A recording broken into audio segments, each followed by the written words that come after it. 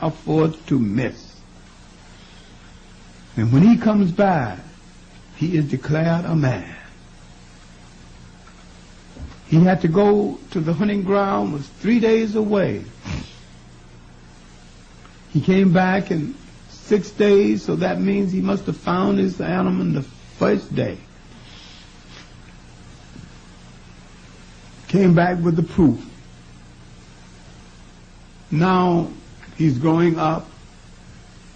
His mother is seeking the friendship of the son of the king, Jobei. This son is called Ding Iswayo, the wanderer. Ding Iswayo befriended Clarke, but after an argument with the father, he goes and lives among the coast and lives among the whites. He noticed something when the whites are fighting among themselves. They keep running at each other in a straight line, and they get killed quicker that way. Ding Iswayo comes back to Zulu land,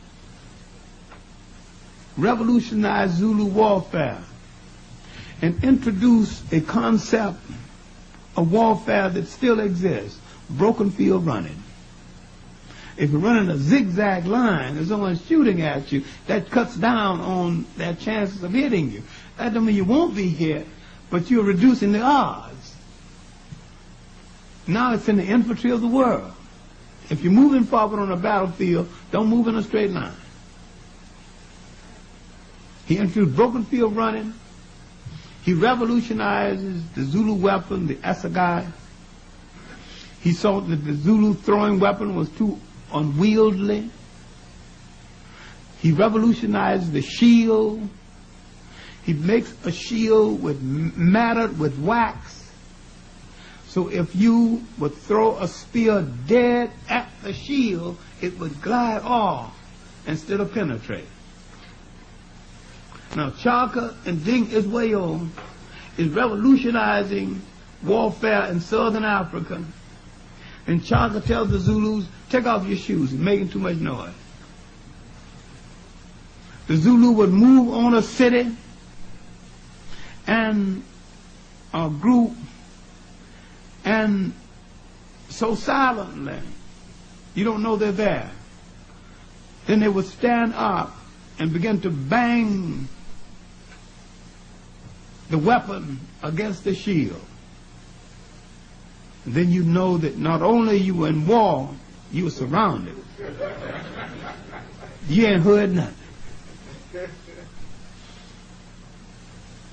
A movie called Zulu, who did everything wrong, show all the regiments in one, all together. But the Zulu fought in a 3-regiment formation: white shield, brown shield, black shield. The white shield regiment made from the hide of white cows. The shield made from the hide of white cows. These were the trainees. Their job was just to hit the enemy and get out of the way, just to let the enemy know the battle had started. The brown shield regiment would come in and finish if they could. But the black shield regiment was the Zulus' elite guard. Once they entered the battlefield, they had to win or die. They never left the battlefield with victory or death. One or the other. They were specially trained. Special beer was brewed for them. Special women were trained to marry them. That was the only branch of the Zulu war group permitted to marry. So you can see now how men fought to get from one regiment to the other.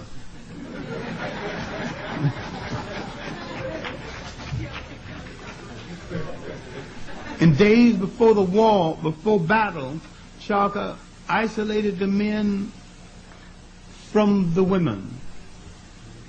He said that warfare is passion, that's the dispensing of passion, and so is sex. If you lose it in the bedroom, you don't have it for the battlefield. So hold it up for a little while. After the battle, your pleasure. but get the battle over first. So because of the special treatment he gave that group, it was always striving to get into that group. Now, what you have to understand, looking at Clarke's best years, is that his mission was accomplished,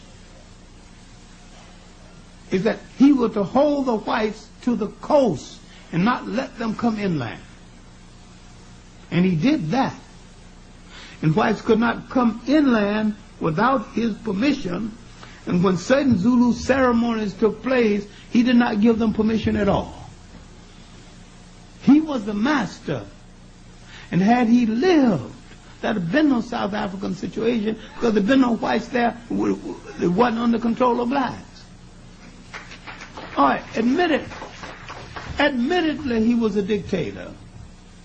Admittedly he was ruthless. But had he succeeded, even killed 50,000 more Africans, he could have saved 5 million. Now, if you're part of the statistic that might have to go, I'm sure you're not interested. But that is a fact. Whites were weak enough to be defeated then, and he had a chance. All he had to do is to unify Southern African blacks, and Clarke never fought the whites. Another fallacy a lot of people don't seem to be able to deal with.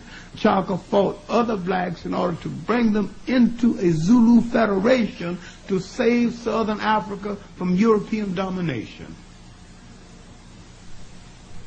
His best years were the years, now, when Ding Isweyo came home from the course, and 2 of them revolutionized Zulu warfare, Clarke's father died.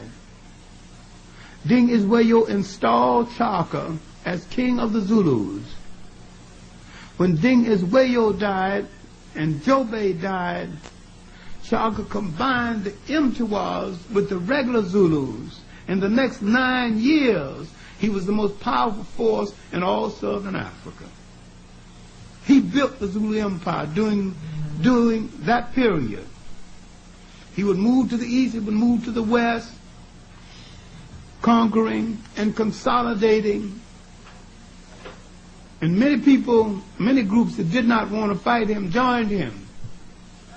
One was another B group called the Borolongs. Their main king had died, and they were under weak leadership. And they stayed with Clarke until they found a strong king named Morake.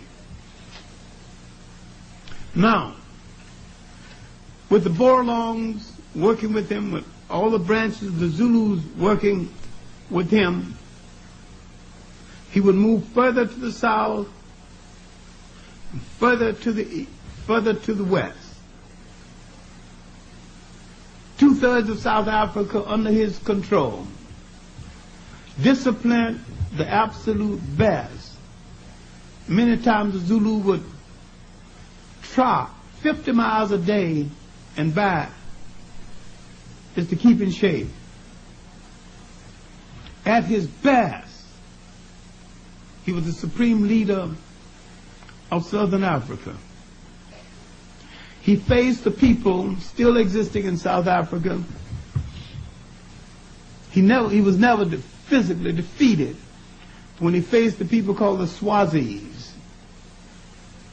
The Swazis wouldn't fight him. The Swazis fought from ambush. Didn't have shields of any consequence. Long, hard sticks. They would sneak up and hit the Zulu on their leg and move out of the way. That's aggravating.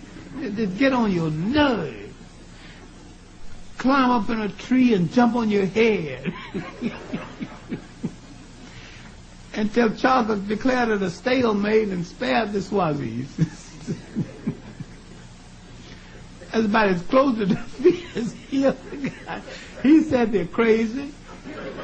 He said that they had a woman ruler, and the Swazis, he thought because a Swazi man rises each morning and goes to the door of his mother and prostrates himself, and he won't rise until she gives him permission to rise and said, "Rise, precious fruit of my womb," and go forth for the day.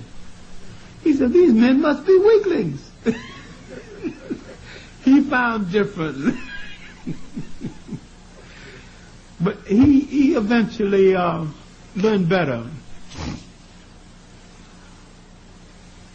About 4 years before his death, that'd be about 1824, one of his great warriors, known in history as the British call him Moselekatse,